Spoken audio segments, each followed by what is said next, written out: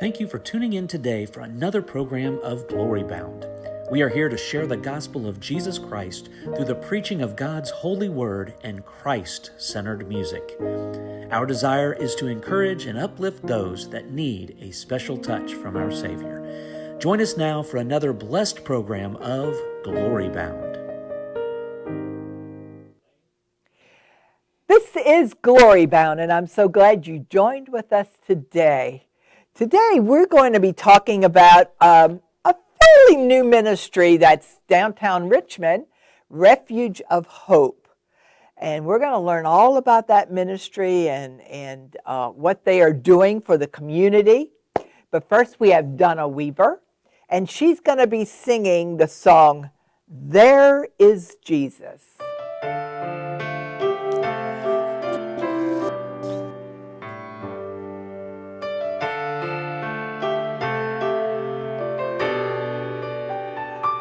It had been 3 days, his parents couldn't find him.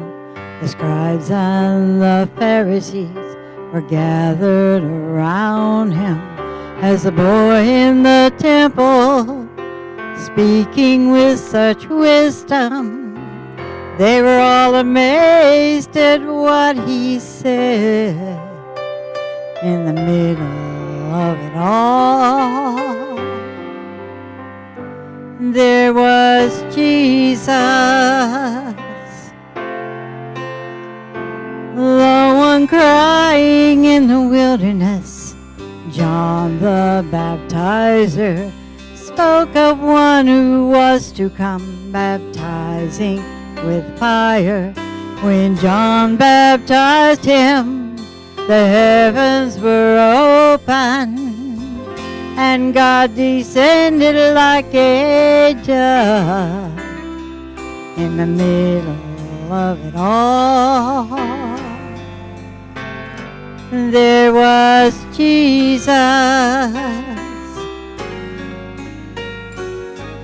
the wedding at Canaan, the wine made from water, going to the ruler's house to bring life to his daughter. He spoke with authority, straight from the Father. No one could explain away his power. In the middle of it all, there was Jesus, on a hill just outside of town. A man hung there bleeding, dying for the souls of men, to captives bring freedom. 3 days later, his tomb was empty. He conquered death and the grave. Yes, in the middle of it all, there was Jesus. So no matter what you're facing, no matter where you've been, in hard times or in good times, keep your eyes on him. Even in the heat of battle or by pleasant mountain streams, he'll be right there in the middle. That's where he's always been. So be strong and take courage when you think you're gonna fall, 'cause right in the middle of it all, there is Jesus. There is Jesus. There is Jesus.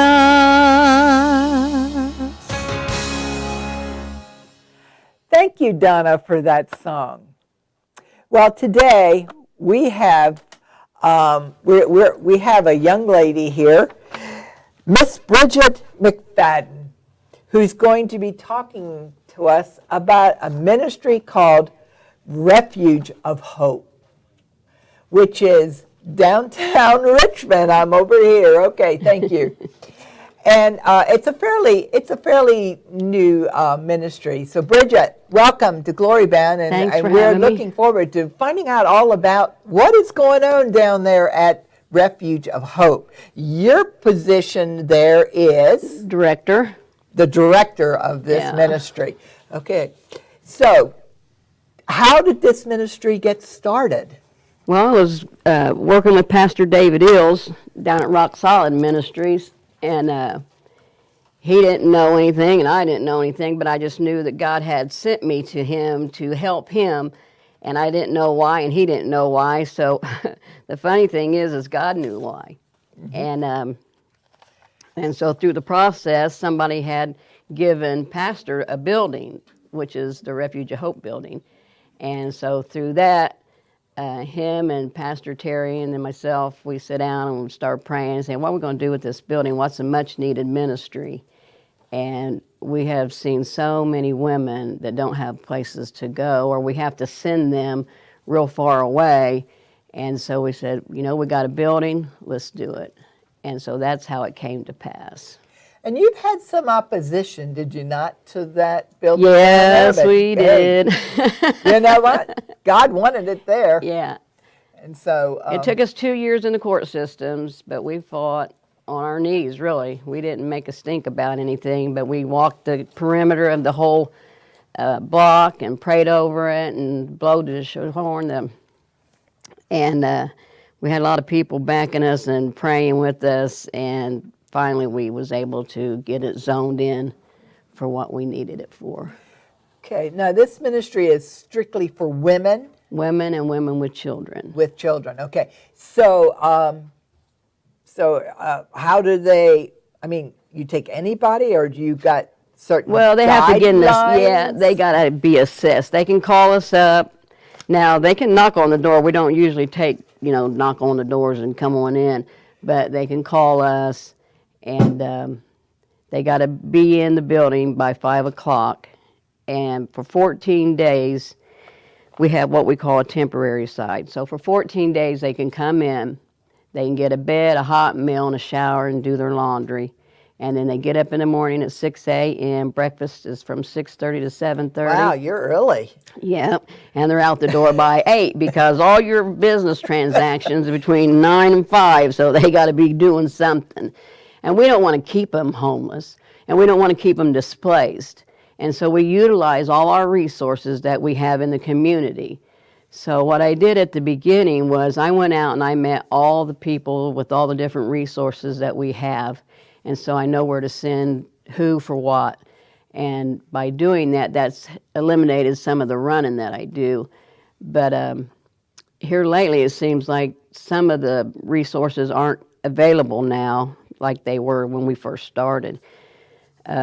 We've had, just this year alone, we've helped 81 women. 14 women are through the program, and 12 kids, for a total of 273 women since we've opened. Wow. And we help a lot of mental health, girls that are addicted, elderly. We've had chemotherapy nurses that had come through that retired, and family just was done with them. And they were sitting on a bench in the rain. Police picked them up, brought them to us. So, are you dealing pretty much with homeless? Is that? It's both. It's homeless or they're displaced in the moment. Like, we'll get a call from a domestic violence woman and send them to Better Way, and then Better Way will call us up, and the vitality rate isn't high enough for them to be there, so they'll send them to us, and then we'll take them. And then we'll help them get to the next step in their program. And that's what our program's called, Next Step. Next Step. And that's just what it is. What is their next step? And after 14 days, if they come in, and for the first 14 days, they just want to most of them, what we had found out, let me reel back a minute and get my thoughts get ahead of me.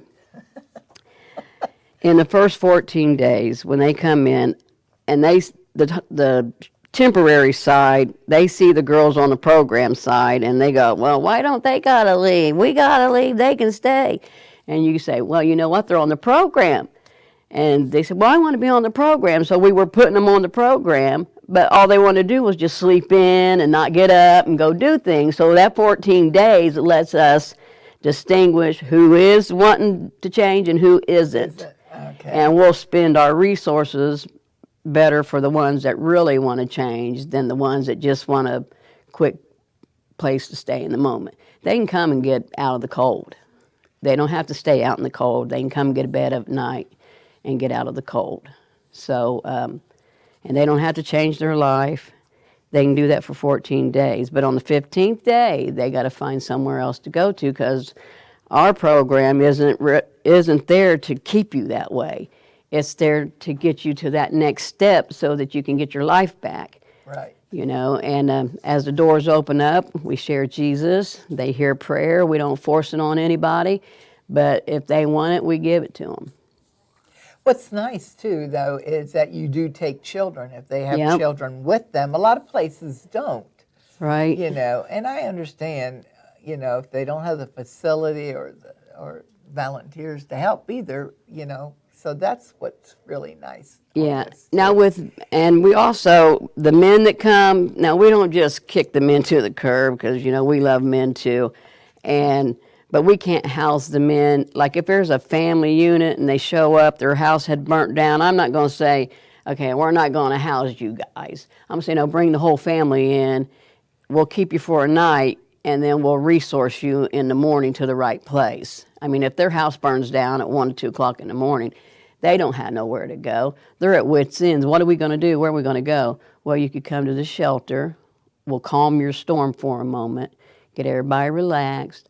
We'll see what we need to do, and then we'll go from there. So how long has this ministry now been going? 3 years. Oh, it is 3 years. Yeah. I didn't realize it was Yeah. 3 years. Yeah. But then time goes so quickly Yeah. anymore. You just can't keep up. Yeah, and so right now what we're doing is trying to remodel the upstairs, because the girls on the program side, you know, they've burned all their bridges, and now that they're getting jobs, because on the program side, one of the criteria is they have to get a job. And 75% of that check comes into the savings. And we save that money up for their rent and deposit for 2 months, so that when they go out, they don't have to worry about anything. And but the thing is we can't find places for them to rent. I'm finding and I'm hearing that it's very difficult anymore these days. There's just nothing out there. No, and then the cost of living is so high. Can't You know, afford to, yeah. And then they're like, you got to make 30% of your income. Well, some of them are just working at McDonald's, but McDonald's pays good money now, you know. Mm-hmm. But still in all, they have so many back payments for this, that, and the other thing. It still hurts them when they go out. We have to make sure we have people that are on disability that are in the program. And she found herself, she lost her husband, her daughter, and her son all in the same year. And it's just been a little over a year now. And she's been at wit's ends, and now she's gone down to just one income. And trying to get her located somewhere, it's impossible. I mean, we have struggled. We've tried to get her into a nursing facility, and because she doesn't have Medicaid, she can't get in. She has a different type of insurance, and they don't cover the facilities. So she either gets rid of that and gets on Medicaid, you know, and then that's a problem you got to deal with. And then if they don't want to give up their money, because generally most facilities take all their money and they get a check for like $30 or $50 a month. And so that's a struggle, you know, when they see all their money going away. Well, you know, and they need a cell phone, you know, or they don't need it, but they want it. Right. Everybody nowadays got to have that phone. Oh, yeah. You know, that's your lifeline. But that's what we do. We try to meet the need of the women and children in our community. And we have gotten people off buses. We had a sheriff just the other night brought us a deaf woman, and they had brought a pen and paper, and she was a pen and paper in it, and she was, you know, well, she didn't know I knew sign language. So I start signing, you know, and she's like, no, give me paper. And so she's writing, and the next moment, the next day I come in and she says, Bridget, I'm like, it's a miracle. She done, she pulled the wool over the officer's eyes and everything. But that's what you get, you know what I mean? You get those kind of people. And then you sit back and you're going, oh my goodness, Lord, thank you. You know? So how many people, how many women can you house? We can house 11. We have 11 beds, but we can house more than that because we have pull-outs. We have recliners that the Reed Hospital gave us. Oh. And it's like sleeping in a bed. Mm-hmm. And then we actually have couches that pull out into beds.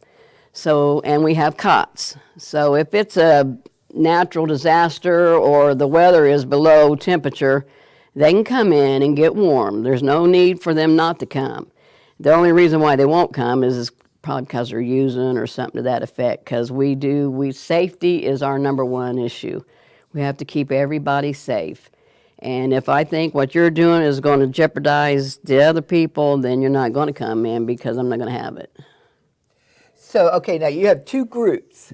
Now, are they all together, yes. though, or except it is all together? They're all together. It's an open dorm. We try to keep the temporary side on one and then the program side on the other. The moms with the children's on this side, and we try to keep it like that. But it really works well. It does. The women down there, when they see kids, they kind of start acting right, you know, or they'll love on the children. I mean, but then you have women who, if you give them a chore, I'm out. Really? I'm not doing no chore. Don't ask me. Not doing it. You know. Well, then I guess they weren't cold enough, huh? I reckon. But then you'll see them the next day. They want to know, can they come take a shower? And, of course, yeah, you can come take a shower. And we ask, though, if you're going to come and take a shower, that you do it between the hours of 11 and 4. Because after that, we're busy again. And then before that, there's a little bit of time that we can let you come in and take a shower. Yeah. Who does all the cooking? They do. You provide me. They do the cooking. They do the cooking. They do the cleaning. Yeah. Okay. We teach them life skills. A lot of them. And that's great. Yeah, they don't even have life skills. They've been doing things that's, you know, on the fly and just running amok. And so you start reeling them in and setting them down. It takes them about 30 to 60 days just to trust you, you know.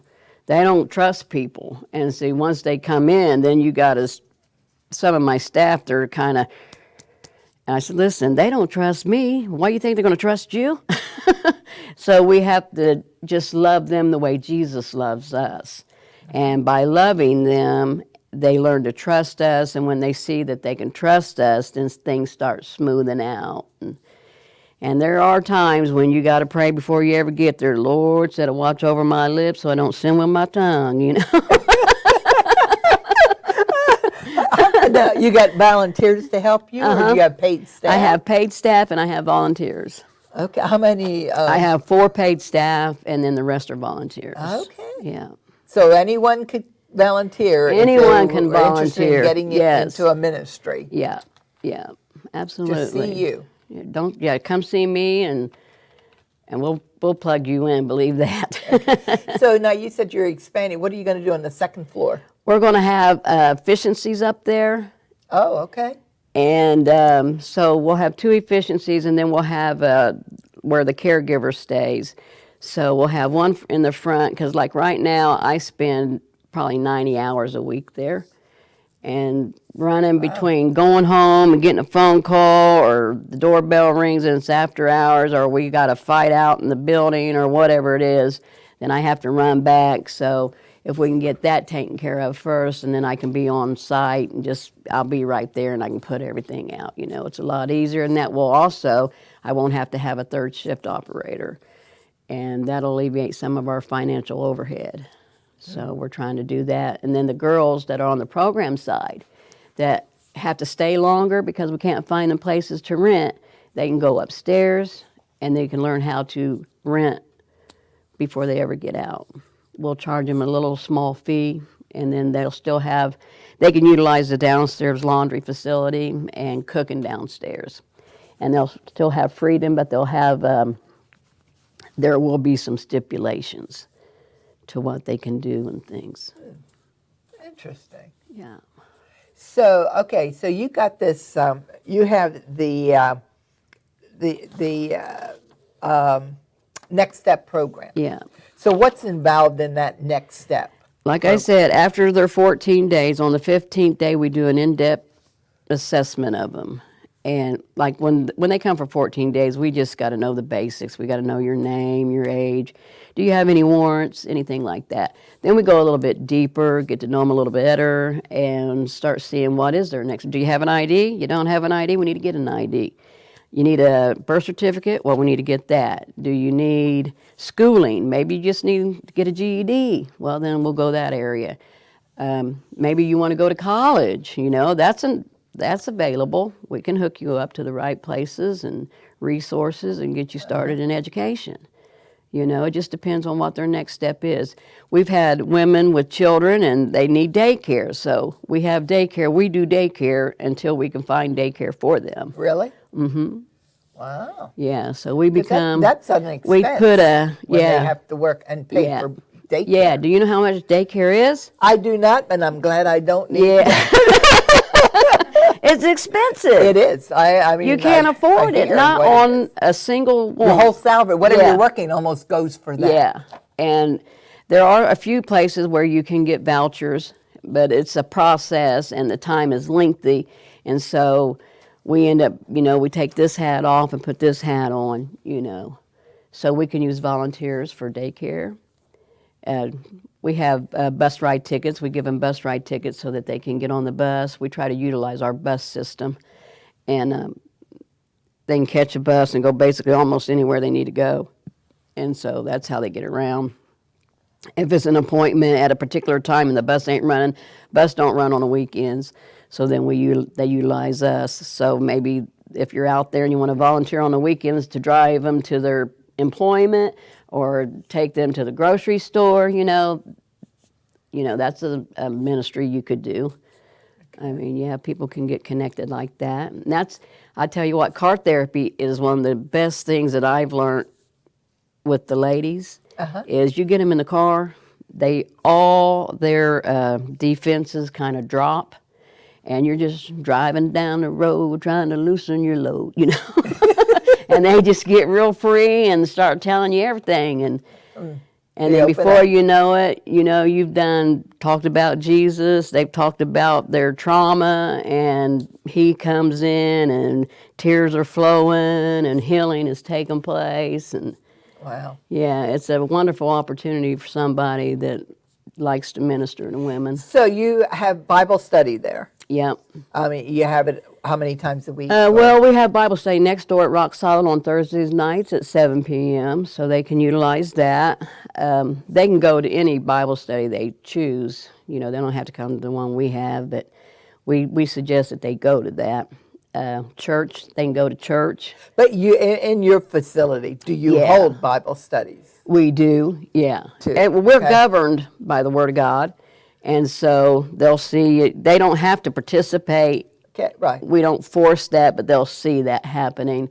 Now we have a class on codependency, so if they're in the program, they have to do a class on codependency because a lot of women are codependent and they don't even know it. So we give them a class on codependency. Okay. So would you say a lot of them, most of them, will participate or not? In the program side. When they get on the program side, that's totally different. We don't just allow anybody on that side. They got to be serious because they got to do the work. We're not going to do the work for them. Yeah. So, well, tell me, when I say success, I'm talking about salvation. Yeah, I mean, you see a lot of the girls getting saved through this? Was probably 75%. Wow, that's good. Yeah. That's great. We've seen rededications, and so what an opportunity. And we get to share our testimonies as well. Oh, and you got one, girl. You know, and so we share our testimonies about what God's done for us, and then that's, you know, we were just talking one day. Do I have time for that? Yeah. this lady had come in and dropped off some donations, and she had had cancer, and she was talking about what had happened to her, and then I went on to talk about what had happened to me and what I was going through, and just so happens somebody was standing there listening. And after we were done and they left, I went in my office, I got a knock on the door, and she come in, and she said, you know, you guys were up there talking. I said, yeah. She said, I want that. Oh. I said, well, come in. Come in and sit down, and I'll show you how you can have it.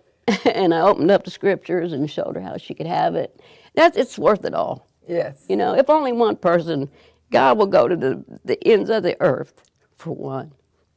Yes, he will. Scripture teaches that. Yeah. He went after that one sheep. Yeah. So, you know, if it's one or if it's a million, who knows? Only God knows. What a ministry. Yeah. So it's an opportunity every day. Every day there's an opportunity to witness to someone. Every day somebody's broken. And I mean, they're broken. You know, you go to the store and you can see them, they want to steal, but they don't, you know. Yeah. Or they want to cuss and they don't. But it ain't because I tell them don't cuss. It's because I don't cuss. And they just see me not cussing. And so they just don't cuss. Yeah. You know, so they can't say anything. See the example. Yeah. And a lot of times that's what makes them change, is to see someone who is genuine. You know, if we could only get across that Yeah. to Christians. People watch you, Yeah. you know, and so often Yeah. they don't live the life like they should. Yeah. Exactly. That young man that was preaching up here a while ago, talking about, you know, the Christ life and kingdom-minded, and that's what it's about. We who know the truth got to live that out on a day-to-day basis. Now, you also have a, you take clothing, you have, We have a clothes closet. yeah, you have that downstairs, okay, and so No, that's in the church. oh, that's in the church. Okay, That's a not thrift with store. That's not with No. your ministry, though. No, that's With separate. the That's church. rock Okay, so I solid know I've been ministry. hearing about the Yeah, thrift it's a store that thrift they're store. opening up. Okay, Yeah. so you all have a lot of things available downtown Yep. there. And like I serve the Refuge, we serve the mill the third Sunday of the month. The girls help. Some of the girls will say, hey, I said, can I get some volunteers with me? We'll go over, fix the meal. And we fix the meal and serve it on Sunday, the third Sunday of the month. Okay, So we get them involved like that. that's great. That's great. I just colored somebody's hair last night. Really? Okay. Will you color my hair? I'll do anything, whatever it takes. Whatever it takes to make you feel better, you know. And for women, it takes that. You know, it does. It might seem insignificant, but it's significant to her. You know, hair's falling out. You got any hair color? I said, yeah, I got some hair color. I mean, it's what was donated, but we got it. And I colored her hair. She loved it, you know, and that just lifted her spirits, and she felt better about herself. Well, Bridget, I think you're in the right place. So. Absolutely. God Yeah. put you there. I mean, you know, your testimony, and you got a heart for those women. And, you know, let me just encourage you to pray for this ministry. You know, prayer is essential. Yeah. But I know they take donations Yeah. because it's a ministry. It's a 501. 501c3 non-profit. And also, if you're interested to give your time, go down there and see Bridget about volunteering with this ministry. I'm telling you, you'll be blessed. You'll be blessed just to be around her, you know, because she is a blessing. So thank you for joining us today, and pray for this ministry, Refuge of Hope. Thank you for watching Glory Bound. We hope you have enjoyed our program. If you have made any decision for Christ today, or have any special prayer requests or questions, please contact us at 765-935-1435 or email us at hbcglorybound@gmail.com.